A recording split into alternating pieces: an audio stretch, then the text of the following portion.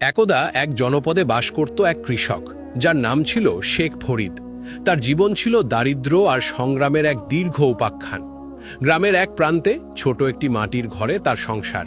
ঘরটি এতটাই ছোট ছিল যে বৃষ্টির দিনে ছাদ চুইয়ে জল পড়ত, আর শীতের রাতে কনকনে বাতাস সরাসরি ঘরে প্রবেশ করত। স্ত্রী আতিফা বেগম আর 3 ছেলে মেয়ে হাসান, ফাতেমা ও রফিককে নিয়ে তাদের দিন কাটত।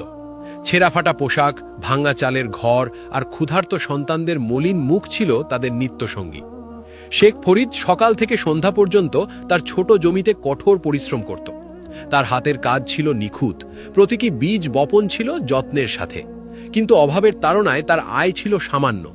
যা আয় করত তা দিয়ে কোনো মতে দুবেলা দুমুঠো খাবার জোটানোই কঠিন ছিল। প্রায়শই তাদের একবেলা খেয়ে বা অর্ধাহারে দিন কাটাতে হতো। আতিফা বেগম ছিলেন একজন ধৈর্যশীলা নারী। স্বামীর এই কঠিন সময়ে তিনি ছিলেন তার সবচেয়ে বড় অবলম্বন।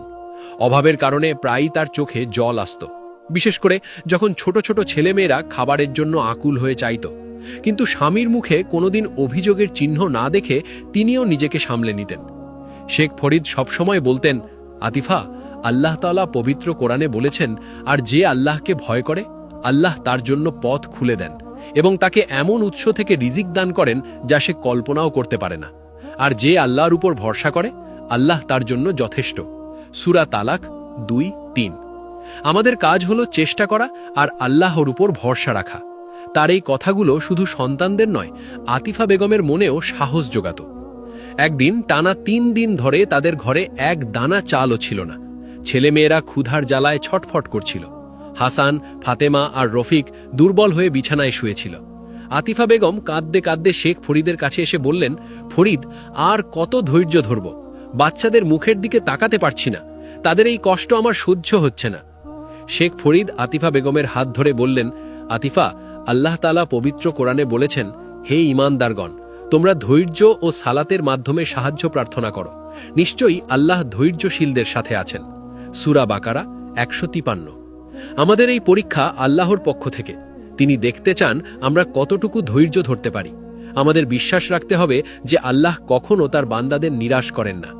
এই কথাগুলো আতিফা বেগমের মনে এক অদ্ভুত শান্তি এনে দিল, যেন এক অদৃশ্য শক্তি তাকে ভরসা জোগাল।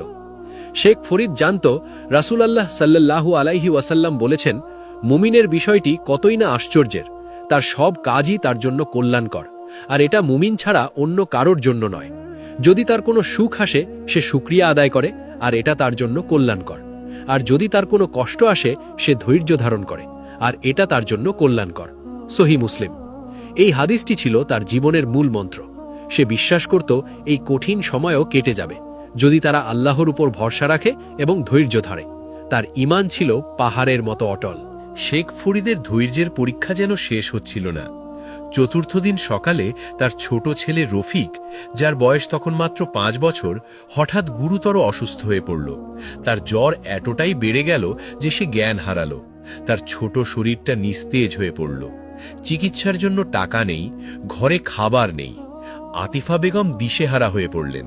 তিনি শেখ ফরিদের কাছে এসে কাঁদতে কাঁদতে বললেন, ফরিদ, আমাদের রফিক, তাকে বাঁচাতে হবে। শেখ ফরিদ ছেলের কপালে হাত রাখলেন। তার চোখে জল, কিন্তু মুখে ছিল দৃঢ়তা। তিনি রফিককে কোলে নিয়ে আল্লাহর কাছে 2 হাত তুলে দোয়া করলেন। তার দোয়া ছিল এমন, হে আল্লাহ, তুমিই একমাত্র আরোগ্যদাতা, তুমিই একমাত্র ভরসা। আমাদের এই কঠিন মুহূর্তে তুমিই আমাদের সাহায্য করো। তুমিই তো বলেছ, তোমরা আমাকে ডাকো, আমি তোমাদের ডাকে সাড়া দেব। সূরা গাফির 60। তার এই আন্তরিক দোয়া যেন আকাশ ভেদ করে আল্লাহর আরশ পর্যন্ত পৌঁছে গেল। সেদিন রাতে শেখ ফরিদের মনে এক অদ্ভুত শান্তি নেমে এলো। তিনি সিদ্ধান্ত নিলেন তিনি তার সাধ্যমতো চেষ্টা করবেন, আর বাকিটা আল্লাহর ওপর ছেড়ে দেবেন। পরদিন সকালে তিনি তার জমিতে গেলেন, যেখানে তিনি প্রতিদিন কাজ করেন। তিনি ভাবলেন, হয়তো নতুন কোনো ফসল বুনলে নতুন রিজিক মিলতে পারে। তিনি তার মন আল্লাহর স্মরণে মগ্ন রেখে জমিতে কাজ শুরু করলেন। বেলা তখন প্রায় দুপুর। সূর্য মাথার ওপর গনগন করছে। শেখ ফরিদ লাঙল দিচ্ছিলেন। এমন সময় হঠাৎ মাথার ওপর দিয়ে একটি বিশাল ঈগল উড়ে গেল। ঈগলটির ঠোঁটে ছিল একটি তাজা মাছ। শেখ ফরিদ অবাক হয়ে ঈগলটির দিকে তাকিয়ে রইলেন। ঈগলটি তার মাথার উপর কয়েকবার চক্কর দিল, যেন কিছু একটা খুঁজছে। হঠাৎ ঈগলটির ঠোঁট থেকে মাছটি ফসকে নিচে পড়ল, ঠিক শেখ ফরিদের জমিতে। মাছটি আনার জন্য শেখ ফরিদ যখন এগিয়ে গেলেন, তখন তিনি দেখলেন মাছটি যেখানে পড়েছে সেখানে একটি বড় গর্ত হয়ে আছে। গর্তটি দেখে তিনি অবাক হয়ে গেলেন। তিনি কৌতূহলবশত গর্তের গভীরে উকি দিলেন। গর্তের ভেতরে তিনি দেখতে পেলেন ঝলমলে মণিমুক্তা। শেখ ফরিদ হতবাক হয়ে গেলেন। তিনি জীবনে এত মণিমুক্তা একসাথে দেখেননি। তার মনে পড়ল আল্লাহর কথা, যিনি রিজিক দেন এমন উৎস থেকে যা কল্পনাও করা যায় না। তিনি আল্লাহর শুকরিয়া আদায় করলেন। এই অপ্রত্যাশিত রিজিক তাকে রফিকের চিকিৎসার জন্য প্রয়োজনীয় অর্থ যোগান দিল। তিনি দ্রুত মণিমুক্তাগুলো তার কাপড়ের খুঁটে বেঁধে নিলেন।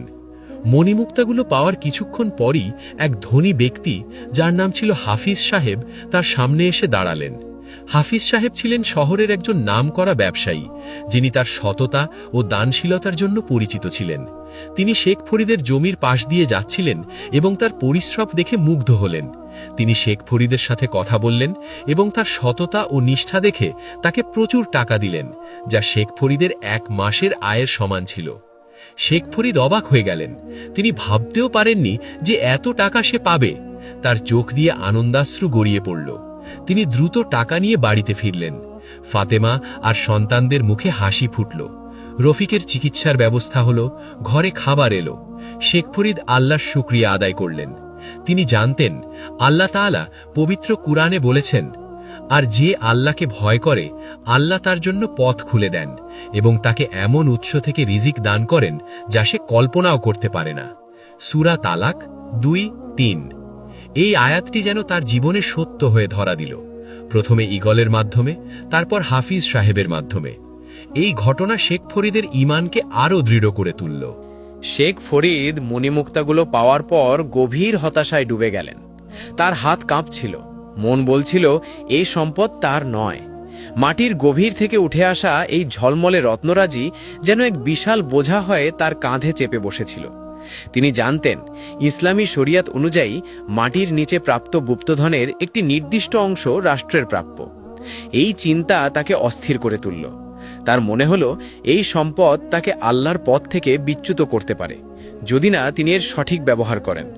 তার সরল মন কোনো লোভের ছায়া দেখতে পেল না, বরং সততার এক অদম্য শিখা তার অন্তরে প্রজ্বলিত হয়ে উঠল। তিনি স্থির করলেন এই মূল্যবান মণিমুক্তাগুলো তিনি ইসলামী কোষাগারে বা বাইতুল মালে জমা দেবেন। এই কঠিন সিদ্ধান্ত নেওয়ার আগে তিনি তার প্রিয়তমা স্ত্রী এবং সন্তানদের সাথে পরামর্শ করলেন।